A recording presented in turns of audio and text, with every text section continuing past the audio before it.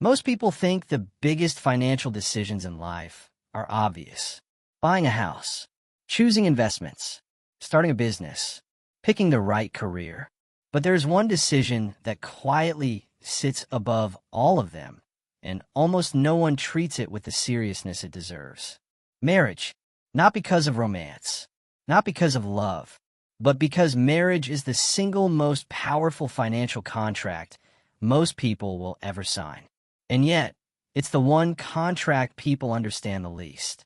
Today, I want to remove emotion for the conversation for a few minutes. Not because love doesn't matter. It does, but because math doesn't care how you feel. We're going to look at marriage the same way an investor would analyze a business merger. We're going to talk about risk, incentives, alignment, and outcomes. Because statistically, the person you choose to marry will matter far more to your long-term net worth than the stock market ever will. Marriage is not romantic in the eyes of the law. Here's the first thing most people never hear before walking down the aisle. In the eyes of the legal system, marriage is not a union of souls. It is a financial merger. Two economic entities combine into one.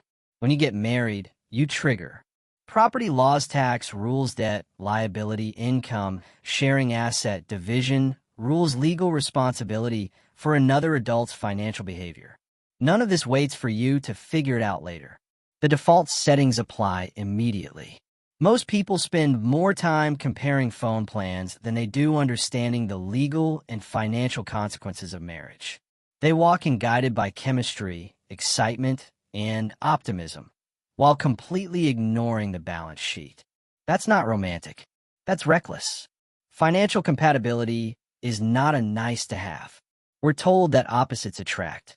And maybe that works for personality. Maybe it works for hobbies. But in money, opposites don't attract, they collide. If one person views money as security, flexibility, and future freedom, and the other views money as something to be spent to enjoy the present, that is not balance. That is friction.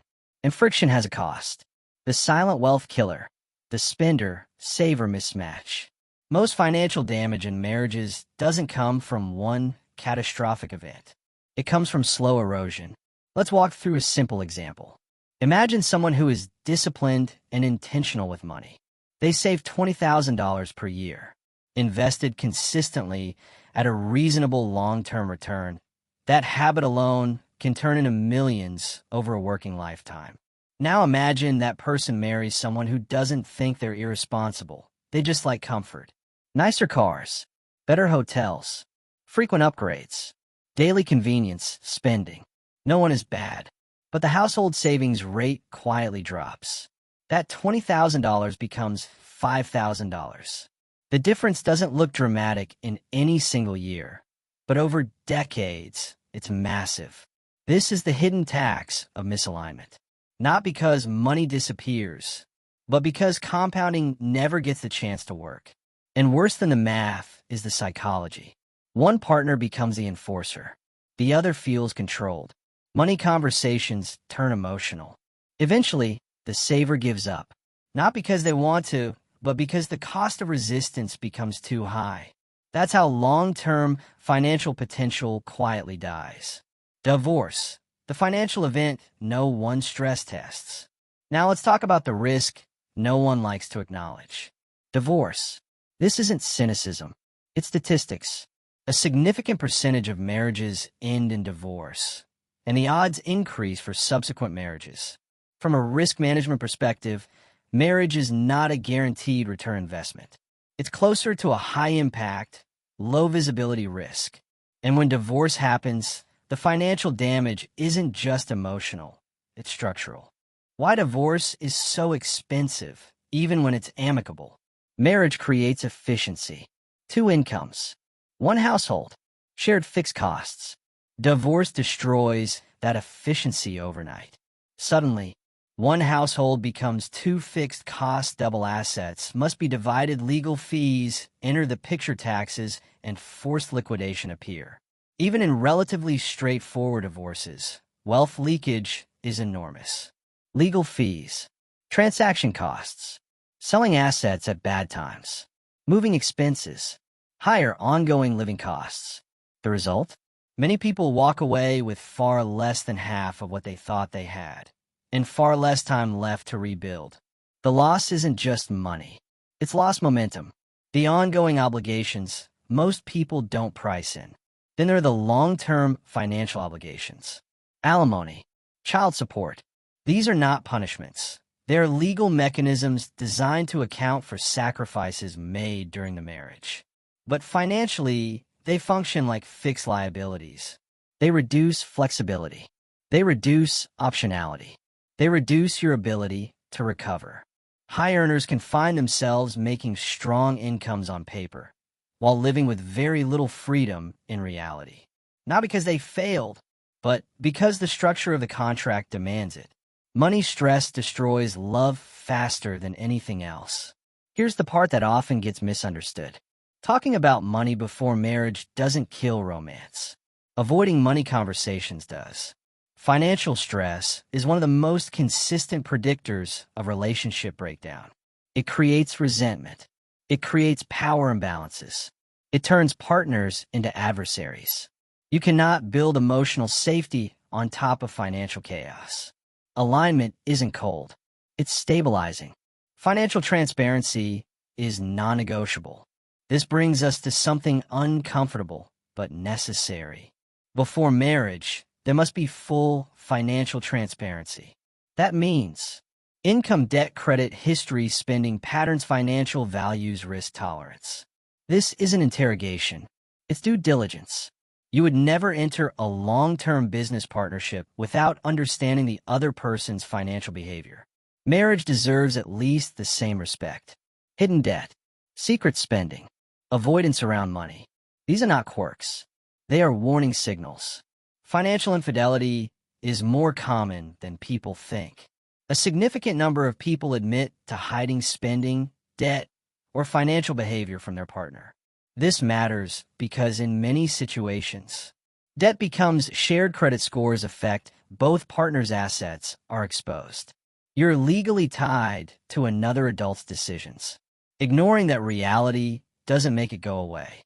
Why prenups are risk management, not pessimism. Prenuptial agreements have terrible branding. They're framed as unromantic, untrusting, only for the wealthy. That's wrong. A prenup is simply clarity before emotion complicates things.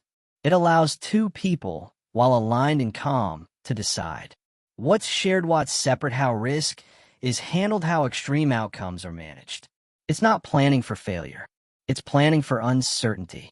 Every serious financial system uses safeguards. Marriage should be no different. When marriage becomes the ultimate wealth accelerator. Now, here's the part that often gets lost. When marriage works financially, it is one of the most powerful wealth-building structures that exists.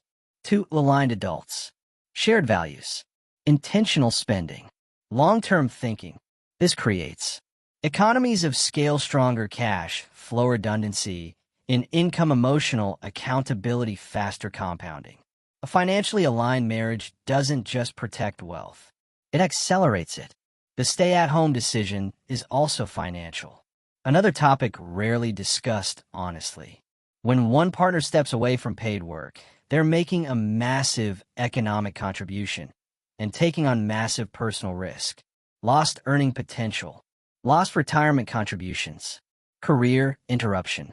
This is why systems like alimony exist. But the smarter approach is proactive planning. Spousal retirement accounts, clear expectations, long-term protection for both partners. A household is a business.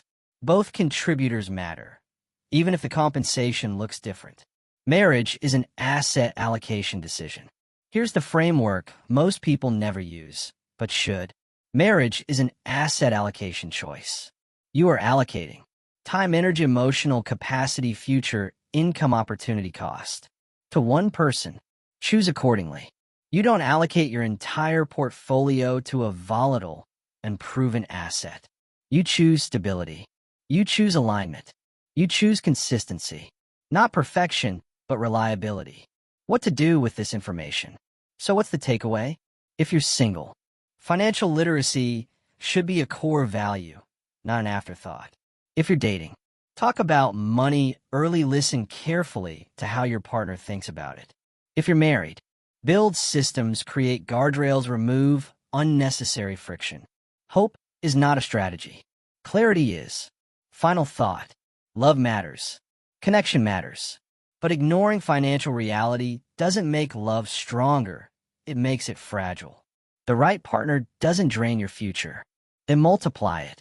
Choose someone who compounds your life, not someone who slowly discounts it. Because heartbreak heals, but lost time and lost compounding, those don't come back. If this made you rethink how serious this decision really is, share it with someone who needs to hear it. This isn't about fear. It's about respect for your future. I'll see you in the next one.